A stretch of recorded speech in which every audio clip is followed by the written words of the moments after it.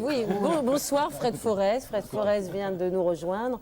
C'est un grand artiste vidéo et qui fait des événements avec les images. Non, je crois qu'il y a deux discours. Là, par exemple, d'un côté, il y a la gestion, l'administration, et de l'autre côté, il y a la prospective.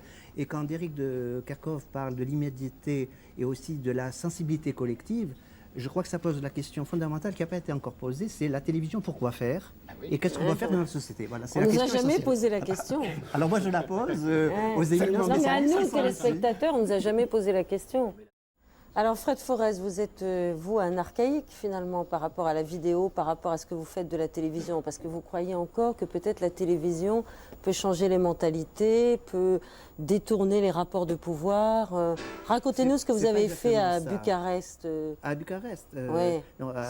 Non, c'était où? À Belgrade? Non, c'était à Sofia. À Sofia. Non, à Sofia, simplement. Racontez-nous, vous êtes au courant de l'expérience de Fred Forest? Expliquez. À Sofia, tout simplement, les forces d'opposition, le régime était communiste, la télévision encore, ont présenté ma candidature pour le poste de président directeur général de la télévision bulgare.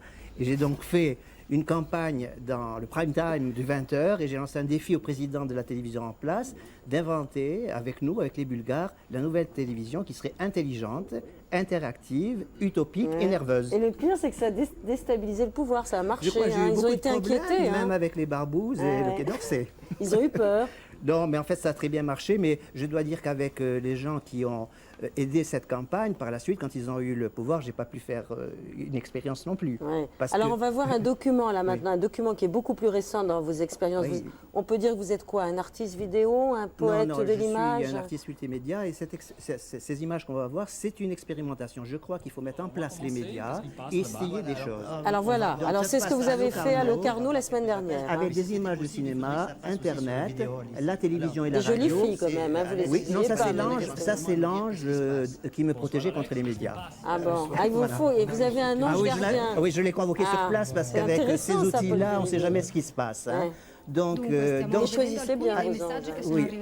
Donc le public avait la possibilité d'intervenir en direct sur des images de la télévision qui présentaient le film Casablanca et donc se substituer au dialogue de Humphrey Bogart d'une part et d'Ingrid Bergman. Mais ce qui avait d'intéressant, c'est que c'était sur le plateau qu'il y avait tous les moyens de production, c'est-à-dire il y avait les caméras, il y avait la régie, voilà. Donc là, vous avez une image où d'une part vous avez le film et d'autre part les gens qui interviennent soit par téléphone, soit les gens qui étaient dans la salle venaient sur place pour faire le dialogue. Mais on pouvait aussi intervenir par Internet et cela aussi soit en direct, soit dans le temps.